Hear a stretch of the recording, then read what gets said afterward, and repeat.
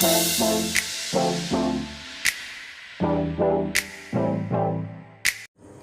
Morning dear children.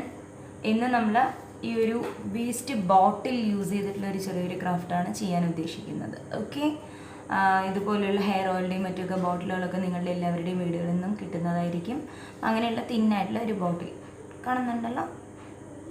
Yes, ഇനി ഞാൻ ഇതിൽ ചെയ്യാൻ പോകുന്നത് ഈ ബോട്ടിലിനെ മാർക്കർ കൊണ്ട് ജസ്റ്റ് മാർക്ക് ചെയ്യുന്നുണ്ട്. ഇതിൻ്റെ സെൻറ്ററിലൂടെ ഇങ്ങനെ മാർക്ക് ചെയ്യും. സെൻറ്ററിലൂടെ മാർക്ക് ചെയ്ത് ഇതിനെ രണ്ടായി മുറിച്ചെടുക്കാൻ പോകണം. ഓക്കെ, ഇതിൻ്റെ ക്യാപ്പ് ആവശ്യമില്ല, ക്യാപ്പ് റിമൂവ് ചെയ്ത് കളയുന്നു.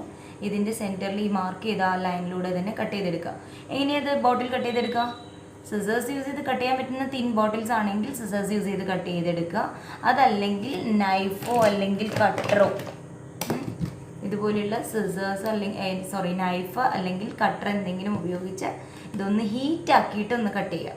ഹീറ്റാക്കി കട്ട് ചെയ്യുന്ന സമയത്ത് നീറ്റായിട്ട് കട്ട് ചെയ്യാൻ പറ്റും. ഓക്കെ, അപ്പോൾ ഞാനിതൊന്ന് ഹീറ്റാക്കി കട്ട് ചെയ്തിട്ട് വരാം. ഓക്കെ, ഇത് കാണുന്നുണ്ടോ? ഇതിപ്പോൾ ഞാൻ 2 പീസായിട്ട് കട്ട് ചെയ്തു. ഇങ്ങനെയാണ് ഉണ്ടായിരുന്നത്.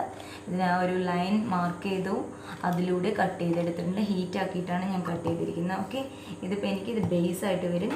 അതിന് മീതേക്ക് ഇത് സ്റ്റിക്ക് ചെയ്തിട്ടാണ് നമ്മളിങ്ങനെ ഒരു പോട്ട് റെഡിയാക്കാൻ പോകുന്നത്. ഒരു ഫ്ലവർ പോട്ടാണ് നമ്മൾ റെഡിയാക്കാൻ ഉദ്ദേശിക്കുന്നത്. ഓക്കെ, അപ്പോൾ ഈ ഫ്ലവർ പോട്ട് എന്ന് പറയുമ്പോൾ ലെങ്ത്ത് കൂടിയ സ്റ്റെമ്മുള്ള ഫ്ലവേഴ്സൊക്കെയാണ് നമ്മളിതിൽ വെക്കുന്നതെന്നുണ്ടെങ്കിൽ അതിൻ്റെ ലെങ്ത്ത് ഇതുവരെയും എത്തണം. സോ ഞാൻ ഇവിടെയും കൂടി ഒരു ഹോൾ ഇട്ടിട്ടുണ്ട്. കാണുന്നുണ്ടോ? അതും ഹീറ്റാക്കിയിട്ട് തന്നെയാണ് ചെയ്തത്. ജസ്റ്റ് ഒരു സിമ്പിൾ ഒരു ഹോൾ ഇട്ട് വെച്ചിട്ടുണ്ട്. ഓക്കെ, ഇതേപോലെ കട്ട് ചെയ്തെടുക്കുക. ഇവിടെ ഒരു ഹോൾ ഇട്ടെടുക്കുക. ഇനി നമുക്ക് അതിലേക്ക് ഒരു ബേസ്, ഇങ്ങനെയുള്ള ഏതെങ്കിലും ഒരു ബോട്ടിലിൻ്റെ ക്യാപ്പ് അത് ബേസായിട്ട് എടുക്കുക. ഓക്കെ, നെക്സ്റ്റ് ഞാൻ ഈ ഒരു ബോട്ടിൽ ക്യാപ്പ് അത് ഞാൻ ബ്ലാക്ക് കളർ പെയിൻറ്റ് ചെയ്യാൻ ഉദ്ദേശിക്കുന്നുണ്ട്. സാധാരണ നമ്മുടെ കയ്യിലുള്ള അക്രിലിക് എന്തെങ്കിലും യൂസ് ചെയ്താൽ മതി. ബ്ലാക്ക് തന്നെ വേണമെന്നില്ല, നിങ്ങൾക്ക് ഇഷ്ടമുള്ള കളർ ചൂസ് ചെയ്തെടുത്ത് ചെയ്യാം. ഓക്കെ, ഞാനിവിടെ ബ്ലാക്ക് കളറാണ് ചെയ്യാൻ ഉദ്ദേശിക്കുന്നത്. ഓക്കെ, ദെൻ ഈ 2 ബോട്ടിലും അതേപോലെ തന്നെ ബോട്ടിലിൻ്റെ പീസസും നമുക്ക് ഭംഗിയായിട്ട് കളർ ചെയ്തെടുക്കാം. ഓക്കെ, ബ്ലാക്ക് അക്രിലിക് യൂസ് ചെയ്ത് ഞാൻ ഈ ബോട്ടിലിൻ്റെ ക്യാപ്പ് ഒന്ന് പെയിൻറ്റ് ചെയ്തെടുക്കുന്നുണ്ട്.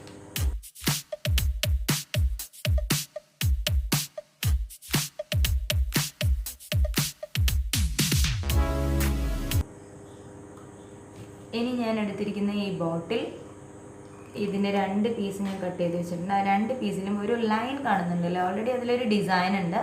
ആ ഡിസൈനിന് മീതെ കൂടി ഞാനൊരു 12 ഷെയ്ഡ് കൊടുക്കാൻ പോകുന്നു. ബ്ലാക്ക് ആൻഡ് വൈറ്റ് തന്നെയാണ് ഇവിടെ ഉദ്ദേശിക്കുന്നത്. സോ ഞാൻ ആദ്യം ഇതിൽ ബ്ലാക്ക് ആൻഡ് വൈറ്റ് ഷെയ്ഡ് ഇതിൽ സെറ്റ് ചെയ്യാൻ പോവാം. ഓക്കെ, അതേപോലെ തന്നെ ഇതിലും അതുകൂടി ശ്രദ്ധിക്കുക. ഓക്കെ, ടീച്ചർ ആദ്യം ഇത് വൈറ്റ് പെയിൻറ്റ് ചെയ്യാൻ ഉദ്ദേശിക്കുന്നു കേട്ടോ.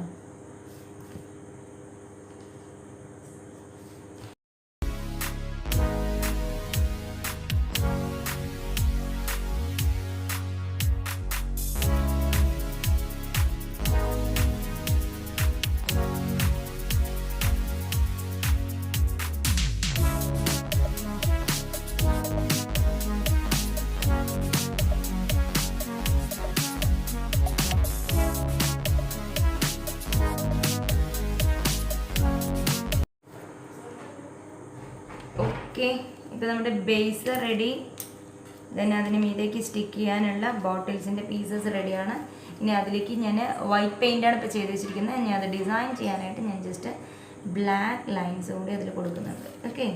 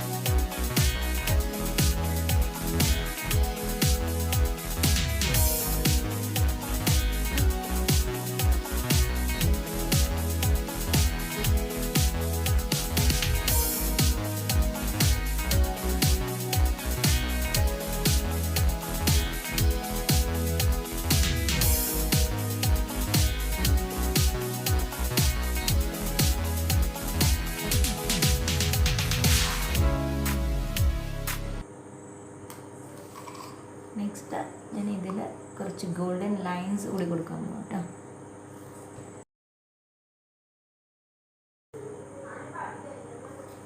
ഔട്ട്ലൈനർ ഉണ്ടെങ്കിൽ നിങ്ങൾക്ക് ഔട്ട്ലൈനർ ഇതിനു വേണ്ടി യൂസ് ചെയ്യാം.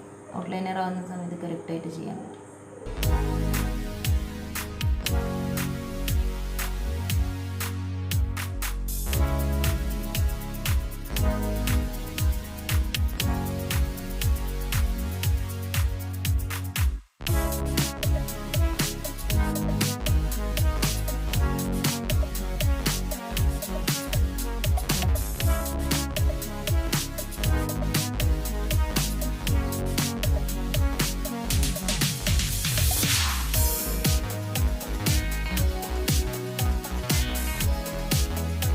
ഓക്കെ, ഇനി നമുക്ക് ഇതിൻ്റെ ഫൈനൽ സ്റ്റേജ് ഇതെല്ലാം കൂടി അറേഞ്ച് ചെയ്യുന്നത്. ഓക്കെ, ആദ്യം നമുക്ക് ഇതിൻ്റെ ബോട്ടം കാണുന്നുണ്ടോ, ഈ ബോട്ടിലിൻ്റെ താഴത്തെ പോർഷൻ എടുക്കുക. എന്നിട്ട് അതിൻ്റെ ഈ ഭാഗത്തേക്ക് നമുക്ക് ഗ്ലൂ ഗൺ യൂസ് ചെയ്യും.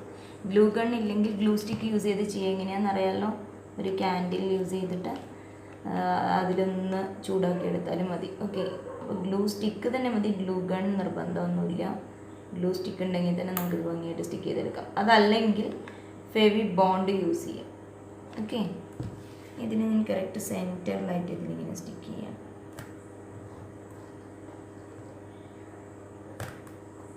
കറക്റ്റ് സെൻറ്ററിൽ ഇതിങ്ങനെ സ്റ്റിക്ക് ചെയ്യാം. കാണുന്നുണ്ടല്ലോ എങ്ങനെയാണ് സ്റ്റിക്ക് ചെയ്തതെന്നുള്ളത്. യെസ്, ഇനി ഇതിന് മീതെയായിട്ട് ഞാൻ ഇത് സ്റ്റിക്ക് ചെയ്യാൻ പോകണം. അതും ഇതേപോലെ തന്നെ നമ്മുടെ ഈ മൗത്ത് പോർഷനിൽ ഗ്ലൂ അപ്ലൈ ചെയ്യുന്നു.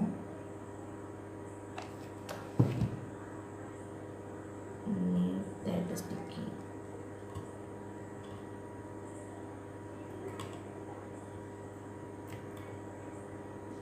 ഓക്കെ, ഇത് നമുക്ക് ശരിക്കും ക്യാൻഡിൽ സ്റ്റാൻഡായിട്ട് യൂസ് ചെയ്യാം.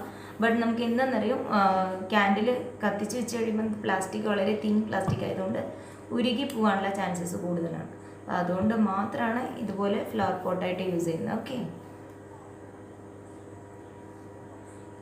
ഇതിപ്പോൾ നല്ലപോലെ സ്റ്റിക്ക് ചെയ്തിട്ടുണ്ട്. ഇനി ഇതിൻ്റെ സെൻറ്ററിൽ ഈ കാണുന്ന ഗ്യാപ്പിൽ ഞാൻ ഈ ഒരു ബീഡ്സിൻ്റെ ഒരു ചെയിൻ ഉണ്ട്, അത് സ്റ്റിക്ക് ചെയ്യാൻ പോകും. ഓക്കെ,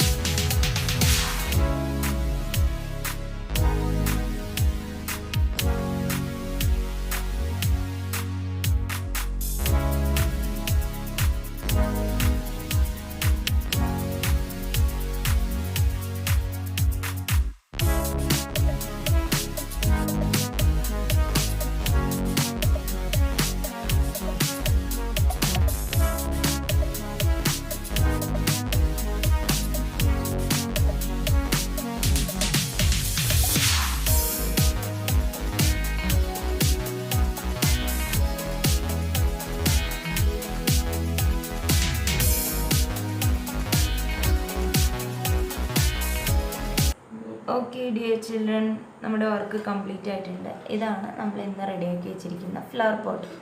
ഓക്കെ, ഇനി ഇതിലേക്ക് കൂടുതൽ ഡെക്കറേഷൻസ് വേണമെങ്കിൽ നിങ്ങൾക്ക് ചെയ്യാം, കുഴപ്പമൊന്നുമില്ല. അതായത് ഇതിലേക്ക് നമുക്ക് ലേസും അതേപോലെ സ്റ്റോൺസ്, ബീഡ്സ്, ഇതൊക്കെ എത്രത്തോളം നിങ്ങളുടെ കയ്യിലുണ്ടോ അതൊക്കെ ഇതിൽ കൂടുതൽ ഡെക്കറേറ്റ് ചെയ്യാനായിട്ട് യൂസ് ചെയ്യാൻ പറ്റും. ഓക്കെ, ഇനി നമുക്കിതിലേക്ക് ഒരു ഫ്ലവർ അറേഞ്ച് ചെയ്ത് നോക്കാം.